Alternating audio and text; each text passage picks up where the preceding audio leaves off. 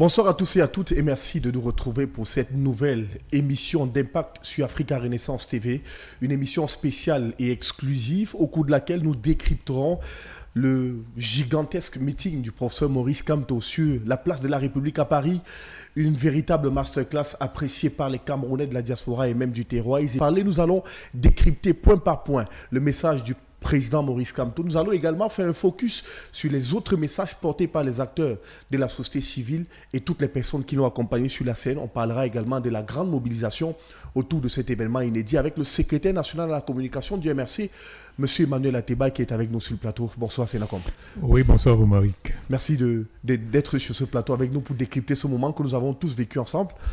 Oh oui, Romaric, c'est avec beaucoup de bonheur que je vais partager avec vous ce plateau, puisqu'ensemble nous avons vécu en direct l'événement sur Paris. Tout à fait. Croyez-moi, je suis tout ému par ce que j'ai vu. Et vous voyez, nous étions ici en même temps. C'est-à-dire que notre corps, notre âme, je vais dire mon corps, mon âme, mon esprit, mon cœur était à la place de la République, je voulais bien y être, mais le devoir a exigé que je sois là aujourd'hui pour coordonner pour la communication du parti. Alors quand on est secrétaire national de la communication du MRC et qu'on voit son leader, Maurice Kamto, dans ce type de déploiement, qu'est-ce qu'on se dit ? Vous savez, c'est un privilège, c'est un honneur de se retrouver à cette position-là, d'être le secrétaire national de la communication du MRC. Donc, ce n'est que du bonus, c'est-à-dire que le principal bénéficiaire, j'ai saisi l'occasion pour saluer l'équipe technique qui a organisé cet événement, la couverture, malgré quelques attaques qu'on a pu observer, qui ont perturbé de temps en temps, mais que je suis heureux. Je suis heureux d'appartenir à ce parti politique, je suis heureux d'appartenir à ce groupe, je suis heureux d'avoir un leader comme Maurice Kamto. Alors on a vu un déploiement exceptionnel, puisque tout à l'heure vous parliez de l'équipe technique, on a vu que les petits plans ont été mis dans les grands, de la mobilisation jusqu'à la tenue du meeting à proprement parler, on a vu toute une organisation, toute une structuration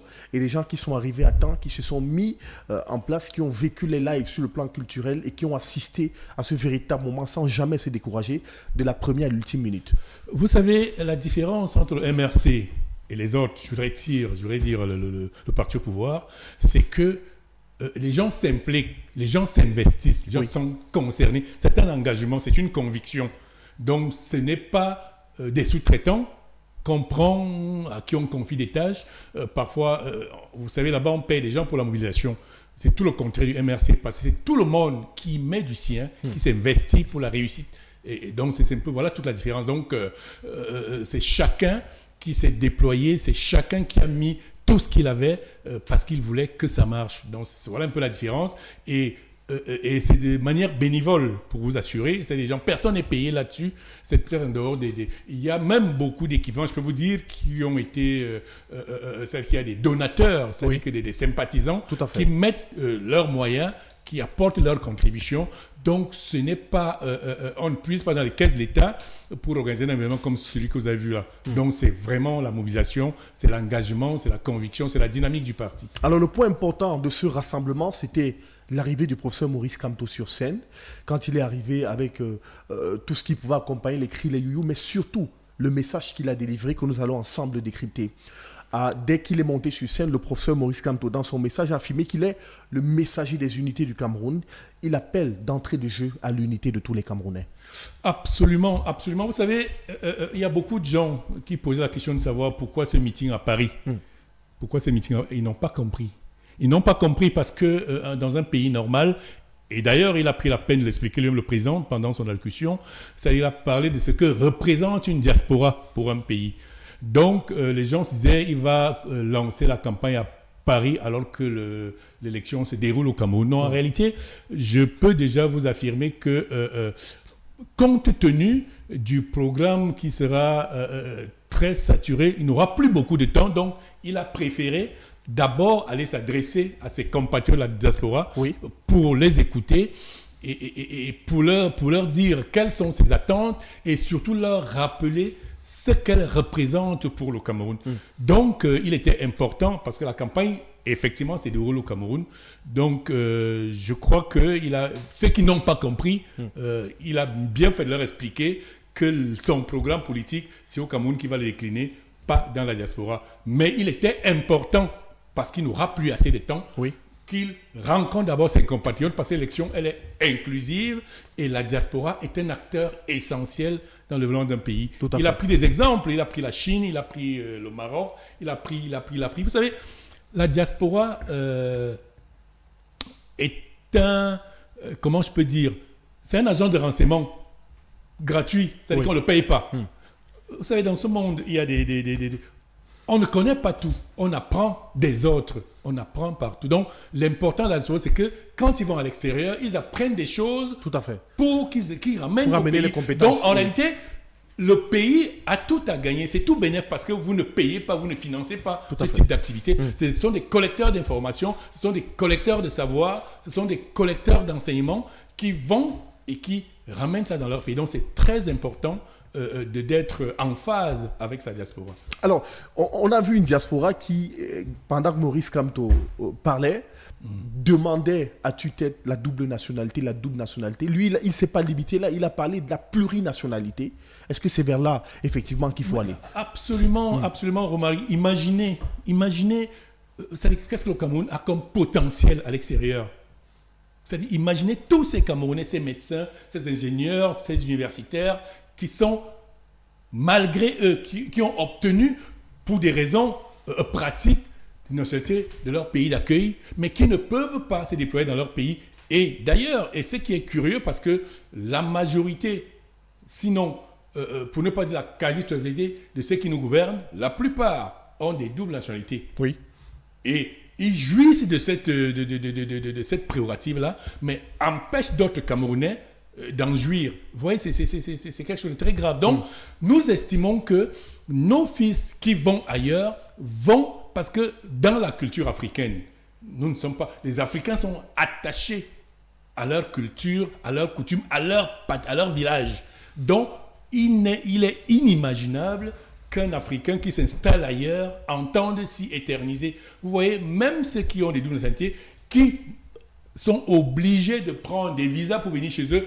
Le cas, il était présent à ce meeting, Richard Bona, le célèbre artiste, le célèbre musicien, qui n'a pas pu assister aux obsèques de sa mère. Maman, Vous imaginez qu'un Camerounais ne peut pas rentrer chez lui sous prétexte qu'il aurait pris une autre nationalité. Donc, nous pensons que pour capitaliser l'apport de la diaspora, il faut leur donner la liberté de pouvoir se déployer, même s'ils ont pris d'autres nationalités. Alors, c'est justement un appel à ce que cette diaspora puisse revenir avec ses compétences, comme les autres pays le font, parce qu'il a bien cité, il a bien évoqué le cas d'autres pays dans lesquels les citoyens ont plusieurs nationalités, et ça leur donne justement la possibilité de rentrer dans leur pays, développer leur pays. Absolument, c'est de ça qu'on a besoin. À quoi sert-il d'avoir des enfants qui ont acquis des compétences, des expertises ailleurs, et qui ne puissent pas les mettre à contribution dans leur propre pays? Donc c'est important. Je l'ai dit tout à l'heure, c'est-à-dire que les gens ne comprennent pas l'importance, l'impact d'une diaspora dans un pays. Nous sommes au Cameroun. Il y a des choses qui se passent d'ailleurs qu'on ne connaît pas au Cameroun. Mais c'est ceux qui sortent qui vont découvrir ces choses, qui peuvent nous les apporter. Le monde est planétaire. C'est-à-dire qu'aujourd'hui, la science est au cœur du développement. La science, on la maîtrise mieux ailleurs que chez nous. Et donc, nos enfants qui vont dans ces pays-là, et qui, vous vous rendez compte, ils travaillent, ils sont dans des grandes structures. C'est-à-dire qu'avec... Les Camerounais, généralement, c'est des gens très intelligents. C'est des gens très intelligents. Vous allez voir dans des grandes structures, dans des grandes écoles, en termes de performance, vous trouverez toujours un Camerounais quelque part. Alors vous imaginez, et personne ne peut douter que ces gens aimeraient bien apporter cela à leur pays. Et pourquoi on leur empêche? Alors, le président Maurice Kamto, dans sa sortie, a également évoqué un aspect très important concernant les élections. Il a parlé du rôle d'Elections Cameroun et du Conseil constitutionnel dans le processus électoral actuel, en interpellant la diaspora à ne pas se disperser. Et il demande à la diaspora de ne pas se disperser simplement parce qu'il estime que le Conseil constitutionnel et Elections Cameroun ne doivent pas les éloigner de l'idéal qui est de s'inscrire sur les listes électorales et effectivement d'aller voter le moment venu. Oui, en fait, justement, ce propos ne s'adressait pas qu'à la diaspora. Oui. À la diaspora, c'est-à-dire, il s'adressait à tous les Camerounais. Parce qu'en réalité, la diaspora, l'essentiel de l'électorat se trouve au Cameroun. Donc, il a utilisé cette tribune dans son échange avec la diaspora pour rappeler aux Camerounais l'importance non seulement de s'inscrire, de voter et surtout de surveiller le vote. Donc il faut que les Camerounais, et il a dit, et il a si bien dit que cette année, l'échec ne sera pas l'échec d'un homme, ne sera pas l'échec d'un parti politique, ce sera l'échec du peuple camerounais. Donc il est temps que les Camerounais prennent conscience de ce que le pouvoir, la souveraineté leur appartient. Alors, autre chose et autre aspect totalement surprenant, parce qu'on a même vu certaines personnes reprendre dans le public, cela peut sembler véritablement surprenant. Le professeur Maurice Kamto affirme que le président Paul Biya aura sa protection à lui, Maurice Kamto, si jamais il arrive aux affaires, car c'est une honte pour nous et pour ceux qui dirigent le Cameroun en ce moment d'exposer un papa comme celui-là, comme on le fait actuellement. Est-ce que c'est pas ça une politique basée essentiellement sur l'humanisme? Ben, absolument, absolument. Vous savez, des fois quand j'entends des gens parler de Maurice Kamto, des gens qui ne le connaissent pas, ils parlent d'un homme qu'ils ne connaissent pas, mais c'est un homme qui est fondamentalement humaniste. Ce qu'il a dit là, il nous le dit tous les jours. Lors des réunions, il nous rappelle que, vous voyez, quand il a parlé, vous avez constaté que c'était une souffrance qu'il exprimait. Tout à fait. Et tout être humain devrait souffrir de voir qu'est-ce qu'on fait subir à M. Biya à son âge. Et cette reprise d'une expression où il a dit « vous pouvez me détester sur tous ces aspects ». Oui, absolument. Mais sur absolument. cet aspect-là... J'ai dit aucun être humain digne de ce nom, c'est-à-dire doté d'humanisme, ne peut être fier de voir ces spectacles auxquels on expose M. Paul Biya à son âge. Donc, il fait bien de le rappeler parce que parfois les gens pensent que la politique, l'adversité politique, doit aussi avoir un peu d'humanité. Donc, il voulait rappeler aux gens que le problème, son combat, ce n'est pas contre l'individu, Paul Biya. C'est-à-dire que son combat, c'est de relever le Cameroun qu'il aime tant. Mais par contre, le professeur Maurice Kamto a quand même précisé un aspect. Il a dit, cela ne va pas omettre le fait que des personnes qui auront touché à la fortune publique puissent rendre les comptes à la justice. Mais bien entendu, vous savez, le pardon, la justice va avec le pardon. Oui. La justice, ça ne peut pas se faire sans. C'est-à-dire qu'on ne peut pas pardonner sans justice. Parce qu'il peut même arriver que des gens, à la suite des procédures judiciaires, conformément à la République, soient condamnés et qu'ils estiment que, vraiment, on peut aller de l'avant. On peut passer à autre chose, mais il faudra quand même qu'à un moment donné, les responsabilités soient établies, que chacun réponde devant le peuple, parce que chaque fois, une fois qu'on a eu la responsabilité de gérer la chose publique, il faut pouvoir rendre compte au peuple. Donc, ceux qui ont eu des indélicatesses, il faudra un moment qu'ils soient reconnus, au moins, c'est-à-dire qu'ils aient l'humilité. Oui. Vous savez, ailleurs, on a eu en Afrique du Sud, je crois, au Ghana, justice et réconciliation, c'est quoi? Vous vous rappelez? La justice et la réconciliation, voilà. oui. Ouais. On peut avoir des situations comme ça où quelqu'un reconnaît que, voilà, j'ai trahi le peuple, j'ai abusé du peuple, je reconnais que j'ai fait, et puis on peut voir dans quelle mesure on peut pardonner. Mais le pardon ne peut pas se faire sans justice. C'est pour ça qu'il a bien fait le rappeler. Il faudra qu'à un moment donné, les gens rendent compte à la justice pour ce qu'ils ont fait à leur pays. On l'a surtout vu être véritablement tranchant sur un sujet qui a pignon sur rue actuellement au Cameroun et qui est débattu sur presque tous les plateaux de télé, sa candidature à la prochaine élection, disant qu'il y a certains professeurs, certains spécialistes du droit qui ont rangé pratiquement leur touche pour venir raconter des choses à la télévision. Il le dit avec emphase, sa candidature ne souffre absolument de rien et il a pris certaines personnes en référence. Vous savez, si on peut prêter, je pense qu'à l'unanimité, même ses plus virulents ennemis, c'est-à-dire que si on peut prêter à Maurice Kamto certaines compétences, on ne devrait quand même pas douter, ou alors on ne devrait pas être péremptoire vis-à-vis d'une position qu'il prend dans une question de droit. Tout à fait. Vous voyez, c'est quand même absurde qu'on voit les gens qu'on voit, il les a appelés, je ne sais pas quel nom il a utilisé là, il a parlé des juristes de quartier. Des juristes, des juristes de quartier. Oui. Parce qu'en réalité, ils sont sortis du terrain strictement du droit Oui. pour verser sur le terrain politicien. C'est-à-dire que les arguments sont purement politiciens. Ils n'ont rien à voir avec le droit. Et je dis quand même que, j'ai dit vraiment, si on est dans un pays qui se respecte, où on respecte certaines valeurs, où on respecte les gens pour ce qu'ils sont, quand Maurice Kamto prend une position sur une question de droit, on devrait rester réservé. Devrait rester réservé. Oui. C'est-à-dire que, et moi pourtant, je vois des gens, je vois n'importe quel kidam là sur les plateaux parler la main sur le cœur. Et c'est curieux. Alors, évoquant toujours sa candidature pour l'élection présidentielle, il a glissé un aspect subtil qui n'est pas très débattu sur les plateaux télé et qui n'a pas fait grand bruit. C'est quand même cette violation de la Constitution qui a donné la possibilité de proroger le mandat des maires et des députés pour faire passer la présidentielle avant les législatives municipales. Pourtant, on en parle très peu sur les plateaux. Mais justement, vous savez, ça ne date pas de la dernière législature. Ça fait peut-être 3 législatures depuis que le mandat de... C'est-à-dire que c'est une loi non écrite qui a été instaurée, c'est-à-dire que systématiquement, Oui. M. Paul Biya proroge les mandats des maires et députés pour s'assurer d'abord son élection avant toute élection, alors que ce n'est écrit nulle part. Donc c'est une violation permanente de la loi. Oui. Et les gens, effectivement, ils ont appliqué, ils n'avaient pas, c'est-à-dire que ils l'ont fait en 2025, Oui. parce que justement, ils pensaient que cela priverait. Cette fois-là, ce n'était pas dans les conditions habituelles, mais c'était surtout pour priver Maurice Kamto d'une investiture à l'élection présidentielle. Donc, ils se sont trompés parce que la loi, le droit est de son côté. Oui. Et parlant de... Vous voyez, il a pas, le Conseil constitutionnel, comment voulez-vous qu'une institution qui est supposée être le régulateur du droit, c'est-à-dire le Conseil constitutionnel, c'est lui qui juge de la régularité d'une loi, Oui.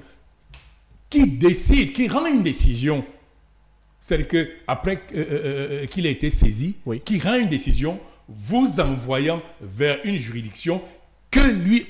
Parce qu'en fait, il estime que c'est cette juridiction qui est compétente. Tout à fait. Parce qu'en réalité, une fois qu'il le dit, la juridiction doit s'exécuter. C'est-à-dire que ce n'est pas... Il dit que allez chez tel, il doit juger de cette affaire. Parce que j'estime que c'est lui. C'est-à-dire que c'est le conseil qui a ce pouvoir-là. Et vous allez devant cette juridiction, elle vous dit qu'elle est incompétente. Alors, ça veut dire que nous sommes dans un état de non-droit. Vous voyez, même ce fameux débat qui fait cours sur le Conseil constitutionnel aurait dû s'en saisir pour clarifier l'opinion, pour leur dire, et voilà, il y a un débat sur la constitutionnalité du fameux article, alinéa 2 de l'article 121 du Code électoral. Il aurait dû s'en saisir pour la sécurité du pays, pour la paix et pour la clarté, pour édifier l'opinion et leur dire, voilà exactement ce que je pense que la loi dit. C'est-à-dire qu'il applique la loi, c'est-à-dire que c'est l'arbitre, quoi. Il met tout le monde d'accord. Oui. Mais vous voyez, jusqu'à présent, il est resté muet. Il y a tout récemment, je crois, c'est M. Abdourahmane Amidou qui a saisi le conseil électoral pour qu'il se prononce dessus. Oui. Mais si on était dans un pays normal, c'est-à-dire sans même qu'il soit saisi, le conseil constitutionnel aurait dû se saisir de cette affaire pour clarifier tout le monde, pour que le débat soit clos. Alors, sur la question du Sénégal, le Sénégal parlerait au Cameroun. Prenons l'exemple de ce pays, Maurice Kamto a expliqué que ce pays de l'Afrique de l'Ouest a fait un parcours exceptionnel pour arriver au changement qu'on voit aujourd'hui. Ça n'a point été simplement une fusion entre 2 jeunes leaders, mais ça a surtout été le fait que tout un maillon du Sénégal ait porté ces jeunes leaders pour mettre à la tête du pays, et ça devrait être le cas pour le Cameroun. Oui, vous savez, ce qui s'est passé, c'est pas nouveau au Sénégal. C'est-à-dire que c'est pas la première fois que ça arrive au Sénégal. On l'a vu avec Abdoulaye Wade, quand le peuple s'est mobilisé pour faire partir Abdou Diouf. Tout à fait. Ça, généralement au Sénégal, c'est pas des questions, c'est des questions de principe. C'est-à-dire que la culture démocratique est ancrée en les Sénégalais. Respecter ce qu'on s'est dit. C'est-à-dire que le respect de ce qu'on s'est dit. Oui. Vous voyez, ils l'ont fait avec Abdou Diouf. Wade est venu au pouvoir. Quand Wade a tenté de rester, les mêmes jeunes Sénégalais se sont mobilisés pour le faire partir, Tout à fait. pour faire venir Macky Sall. Oui. Et quand on a soupçonné Macky Sall de vouloir Tripatouiller il y a eu la la même Constitution. mobilisation. Ouais. Et je peux vous assurer que si ceux qui sont là tentent quelque chose qui n'aille pas dans l'esprit, dans le cadre de ce qui est convenu selon les lois sénégalaises, il y aura donc vous voyez, c'est une attitude permanente. Et c'est pour ça qu'il appelle les Camerounais, il appelle les jeunes à rester vigilants, à rester éveillés, à faire effectivement comme les jeunes Sénégalais. Donc, restez vigilants, veillez à ce que les règles soient respectées. Il a d'ailleurs demandé à la diaspora, dans son discours, il appelle les Camerounais de la diaspora à revenir pour l'élection présidentielle, à l'aider à surveiller, à l'aider à ce que les votes se passent dans de bonnes conditions, mais surtout à veiller et à surveiller qu'on ne puisse pas voler l'élection comme lui-même l'a mentionné. Oui, justement, là encore, ça démontre l'intérêt qu'il a pour la diaspora. Ça démontre la valeur qu'il donne à la diaspora, parce que c'est une façon de leur dire, rentrez chez vous, vous êtes pas chez vous là-bas. Tout à fait. Chez vous, c'est au Cameroun, donc venez défendre le moment quand il le faut, les intérêts du peuple camerounais. C'est ce que ça veut dire. Oui. Il veut leur rappeler que non, bien que vous soyez à l'extérieur, vous êtes d'abord Camerounais et qu'il faut, le moment venu, quand il faut défendre la patrie, vous devez être là. Alors, c'était donc un Maurice Kamto véritablement précis, qui a été, on va le dire ainsi, adoubé par la diaspora aujourd'hui officiellement pour l'élection présidentielle, parce qu'on a vu le drapeau du Cameroun lui a été remis par les organisateurs, et surtout la clé de la cité Cameroun qui lui a été remise. Est-ce que c'est ce qui marque véritablement le tournant de cette élection présidentielle qu'on va vivre dans quelques mois? Maurice Kamto est-il déjà prêt? Maurice Kamto est prêt depuis très longtemps. Oui. Je voudrais dire simplement que la diaspora a adoubé Kamto depuis longtemps, depuis 2018. C'est-à-dire que n'eût été les tripatouillages, la diaspora était franc commun derrière Maurice Kamto. On l'a vu en 2018. Elle était là, donc elle n'a fait que réaffirmer sa position derrière ce candidat qu'elle considère, et le symbole est très important, c'est-à-dire la clé. Tout à fait. C'est-à-dire que la diaspora a donné à Maurice Kamto la clé pour leur ouvrir les portes du pays. Tout à fait. Parce qu'elle veut revenir dans son pays. Donc je pense que c'était ça tout le symbole. Donc c'est pas un tournant, parce qu'on savait déjà que la diaspora était pro-Kamto. Oui. Elle a toujours soutenu. Et on a vu, chaque fois qu'il les a sollicités, qu'il a sollicité la diaspora, je vais dire, elle a réagi. Donc, mais pour vous, qu'est-ce qui explique ce soutien indéfectible et sans faille de la diaspora vis-à-vis de Maurice Kamto? Vous savez, j'ai dit que nous sommes Africains. Il y en a parmi cette diaspora-là qui n'ont pas revu leur pays qui sont partis depuis. Il y en a qui sont partis dans le cadre des mois estudiantins, Oui. dans les années 92, qui sont fichés, qui ne peuvent pas revenir au pays. Tout à fait. Vous voyez, beaucoup, ils ont des familles, ils ont des enfants qui n'ont jamais vu leur pays. Donc la diaspora voit en Maurice Kamto celui grâce à qui ils peuvent revenir dans leur pays. Parce qu'il y a beaucoup qui ont envie de revenir au Cameroun, mais qui ne peuvent pas. Parce qu'ils ont peur du système. Ils ont peur, ils sont fichés, ils sont en exil, malgré eux, bien qu'ils veuillent revenir chez eux. Donc, c'est pour ça que cette diaspora-là est accrochée, c'est-à-dire que à Maurice Kamto, parce qu'elle voit en lui l'homme grâce à qui elle peut revenir de manière régulière dans son pays. Alors, un autre élément important durant ce meeting de Maurice Kamto à Paris, ce sont les différents passages des intervenants. On va en parler sur chacun d'intervenants. Commençons d'abord par Jean-Michel Nithieu. Comment avez-vous trouvé son discours et la justesse de ses propos? Oui, vous savez, l'honorable Nithieu, il est égal à lui-même. Oui. C'est-à-dire, c'est un monsieur, il a toujours eu sa posture. C'est-à-dire qu'il est prêt, donc quand il prend une position, il assume. dont il ne passe pas par mille chemins pour dire les mots tels qu'il les pense. Oui. Donc ça, c'est un problème de tempérament, mais c'est un monsieur déterminé. Donc aujourd'hui, il a encore réaffirmé son engagement, l'engagement qu'il a pris depuis la convention du MRC de 2023 Oui. pour dire qu'il soutenait le candidat Maurice Kamto. Et c'est quelque chose qu'il faut le relever. Il a dit, c'est-à-dire que sur la base des critères objectifs, Oui.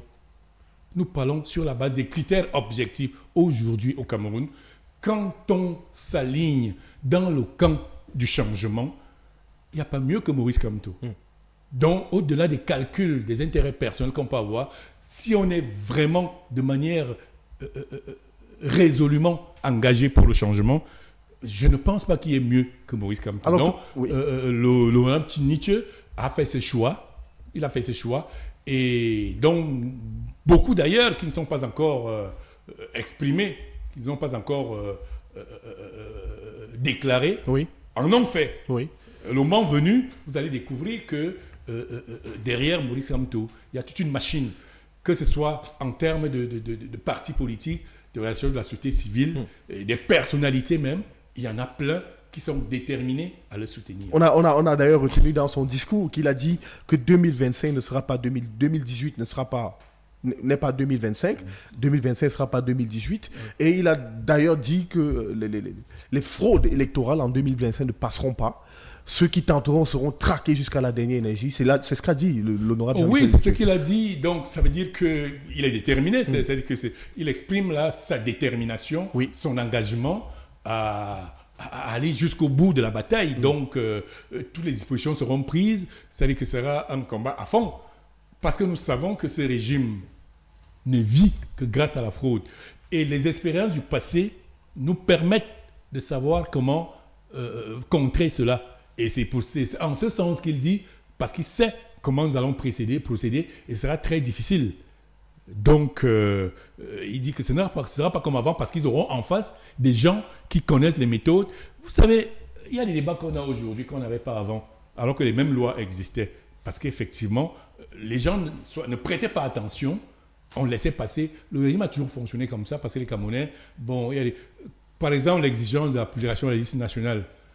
La loi a toujours existé, personne là. Donc, nous avons pris le temps, sur la base des expériences antérieures, étudier les failles le du système, étudier tout le système, que ce soit le système législatif, que ce soit le système juridique, de regarder comment nous avons la pleine mesure, nous avons tous les éléments, et ça permet qu'aujourd'hui, on peut de manière frontale affronter la machine à fraude. Comme beaucoup qui disent que le MRC n'a pas d'élu, oublient que le MRC a quand même eu un élu il y a un moment à l'Assemblée nationale. Bien entendu, il a mis des conseillers municipaux. Tout à fait. Alors, parlons actuellement des autres soutiens, notamment sur le plan artistique, mais parlons de ce soutien important du général Valsero, qui est arrivé sur la scène et qui a porté un message chanté, fort d'impact et de symbole. Comment avez-vous trouvé le moment?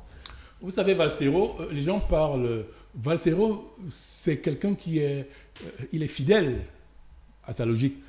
Il n'a pas commencé avec le soutien au candidat Kamto. Sa première chanson, Monsieur le Président, il avait chanté avec la photo du président, il demandait, donc il le fait de Valsero, parce que parfois les Camerounais ont la mémoire courte. Valsero, c'est un artiste engagé. Tout à fait. Il a toujours été engagé, il a toujours contesté le système.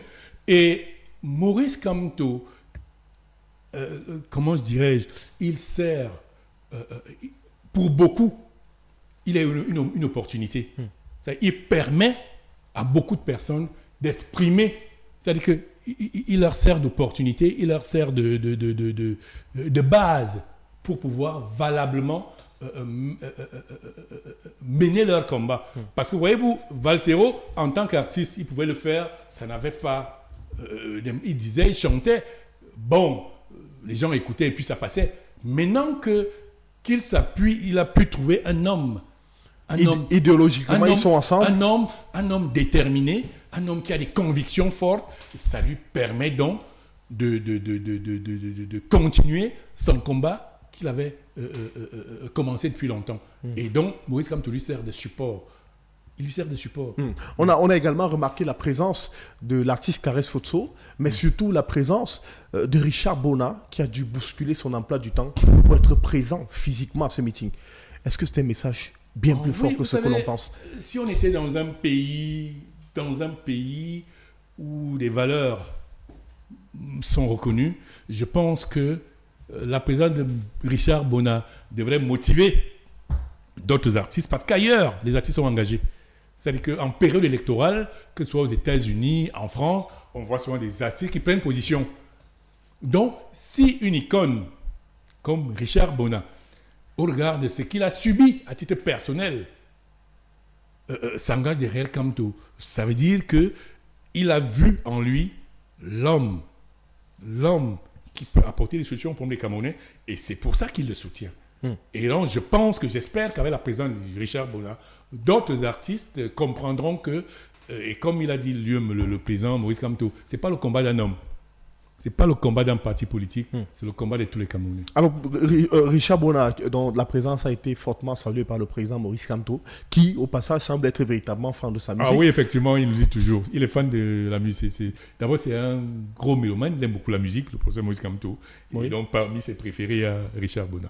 On a d'ailleurs vu l'une des tribunes que vous avez commises au Cameroun, qui parlait d'une composition de musique classique faite par Oui, effectivement. Maurice Kamto. Vous savez, c'est un homme pluridimensionnel, ce monsieur. C'est-à-dire qu'il ne cesse pas de me surprendre chaque fois. Un autre moment très fort et très impactant, c'est la présence du professeur Abba Oyono et surtout le discours qu'il a prononcé.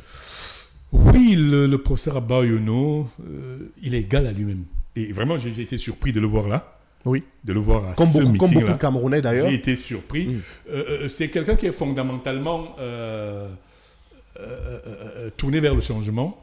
Et quand on suit son discours, quand on suit même ses prises de position, il a toujours œuvré. C'est-à-dire qu'il a toujours été favorable à une dynamique de l'opposition. Ce qui m'a impressionné, au-delà de sa pertinence dans l'interprétation des questions de droit, parce que quand le professeur Abba Oyono parle, on s'en régale. C'est-à-dire, vous voyez, c'est ça l'intellectuel dans un pays.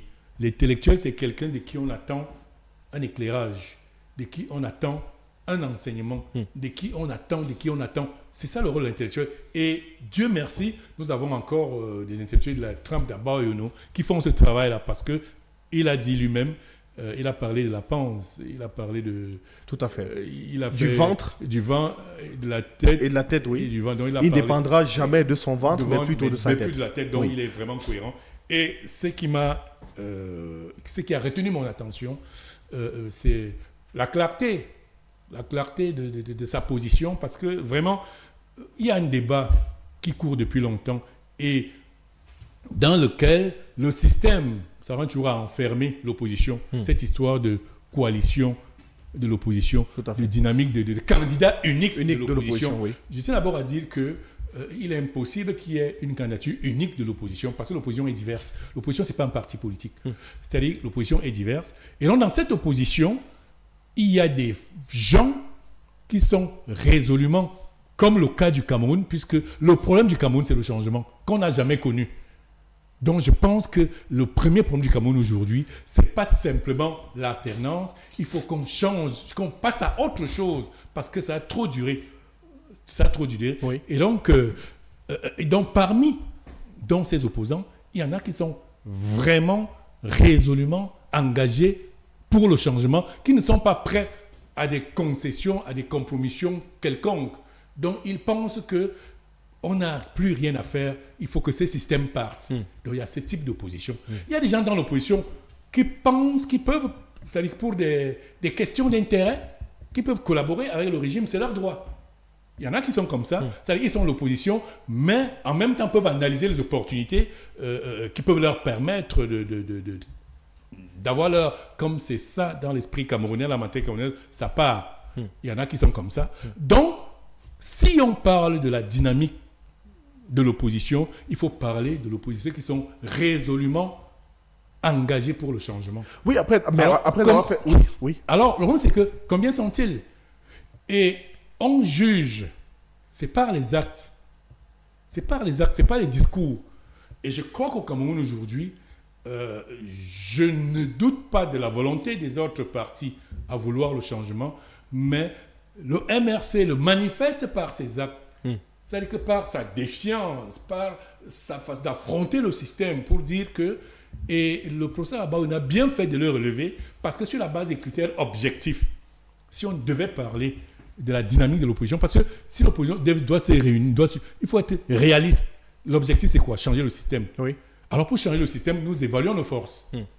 Et dans l'opposition, quand on évalue les forces, le professeur Maurice Kamto, quand même, au-delà des choses que le professeur Abaoun a citées, c'est-à-dire les souffrances qu'il a endurées vis-à-vis de ce système en tant qu'opposant depuis longtemps, parce que c'est pas aujourd'hui qu'il a commencé à s'opposer au système, depuis longtemps, Maurice Kamto, c'est quand même, en termes d'expertise,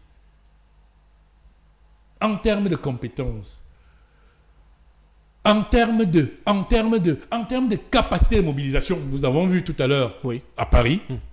Donc, si on est réaliste, si on est objectif et que nous œuvrons tous pour le changement, il est tout à fait logique que les autres, c'est-à-dire que il n'est pas question, je n'ai pas dit de se mettre derrière Kamto, parce que c'est le mot que les gens viennent souvent. Non, il n'est pas question de se mettre derrière Kamto. Il est question qu'ensemble, autour, c'est de ça qu'il s'agit, qu'on se mette ensemble et en mettant en avant, en appuyant notre meilleur potentiel. Parce que c'est Kamto, quand même, j'ai dit vraiment, n'en déplaise. Kamto représente le meilleur atout de l'opposition aujourd'hui. Je ne dis pas qu'il y a des Camerounais qui ont des compétences, il y a des Camerounais qui ont de l'expertise, mais ils ne sont pas engagés. Le seul aujourd'hui qui est engagé dans cette lutte de son niveau, il n'y a que lui. Donc c'est tout à fait normal, que si vraiment ceux qui veulent le changement, qui sont dans la dynamique du changement, soutiennent Maurice Kamto pour qu'ensemble, ils obtiennent ce changement. Le professeur Abaoun a d'ailleurs lâché le mot. Il lui a dit, professeur Maurice Kamto, prenez le bâton de commandement. Il a dit quelque chose en ces termes-là. Oui, quand il le dit. Demandant à ce qu'il prenne ses responsabilités. Voilà. Non, quand il le dit, je voudrais quand même dire, c'est pas la première fois que Maurice, quand il le dit, ça veut dire qu'il lui demande, même s'il faut qu'il aille vers les autres, parce que c'est ce que ça veut dire. Quand il dit de prendre, ça veut dire que de prendre, c'est de rassembler autour de lui. C'est pas nouveau, Kamto l'a toujours fait. Je peux vous assurer qu'en 2018, le seul qui s'est déplacé personnellement et allé vers les autres leaders, c'était Maurice Kamto. Il s'est déplacé personnellement pour aller vers les autres leaders, les rencontrer, leur proposer, leur tendre la main. C'est lui qui l'a fait. Donc, et il a toujours dit, il est ouvert, je pense qu'il est toujours prêt à le faire. Et il aime souvent aller plus loin. Je vous parle en interne, c'est-à-dire dans nos réunions. Maurice Kamto nous dit toujours que dans ce gouvernement, il y a des hommes très compétents. Il y a des esprits brillants et des gens même intègres. Mais l'environnement ne leur permet pas d'exprimer tout le potentiel. Et que des gens comme ça, là, il en aura besoin pour construire le Cameroun. Pour vous dire à quel point, et ça, c'est des choses qu'il nous dit quand on est en réunion. Il dit non, ne pensez pas que si on vient au pouvoir, on chasse. Non, je vous dis que dans ce système-là, les gens qui travaillent, il y a des gens là-bas qui ont des expertises avérées, des gens compétents, des gens bien, mais simplement que l'environnement ne permet pas qu'ils puissent mettre tout ce potentiel au service de la République.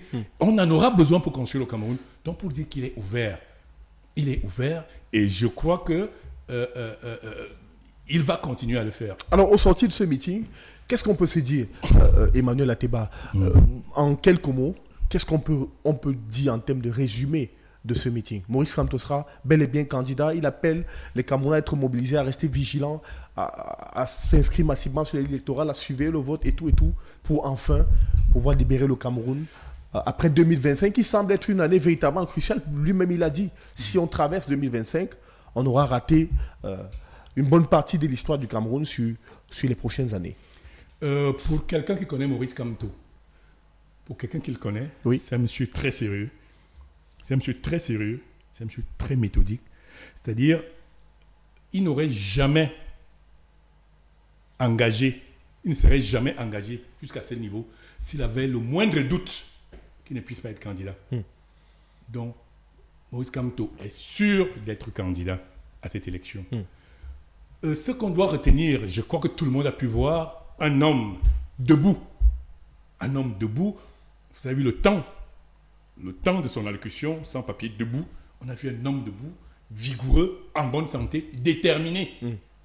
On a vu un homme déterminé. Donc, je pense que les Camerounais, à travers ces meetings, ont eu l'avant-goût. Ils ont eu l'avant-goût de ce qui va se passer. Du Kamto qu'ils verront au Cameroun sur le terrain. D'accord. Merci beaucoup, Emmanuel Ateba. C'est ici qu'on met un terme à cette émission spéciale d'Impact sur Africa Renaissance TV. Merci d'être venu regarder ce moment avec nous et de nous consacrer ce plateau spécial pour décrypter cet instant. Merci infiniment. C'est moi qui vous remercie. Merci également à vous de nous avoir suivis. Merci particulier à Martial Essomba qui a chapeauté l'équipe de production et qui nous a permis de vivre ce meeting de la plus belle des manières. Merci également à toute l'équipe de production qui a travaillé autour de la retransmission de ce meeting sur les plateformes d'Africa Renaissance TV, aussi bien sur YouTube que sur Facebook. Merci à vous d'être restés si nombreux. Vous êtes restés nombreux par milliers à suivre ce meeting. C'est un véritable plaisir pour nous de vous servir ce plateau de décryptage. Merci de nous avoir suivis. On se retrouve bientôt avec un autre invité. Continuez de suivre l'actualité du Cameroun sur Africa Renaissance TV. Partagez nos productions au maximum et n'hésitez pas à nous laisser vos avis en commentaire. On se retrouve bientôt avec d'autres invités. À très vite.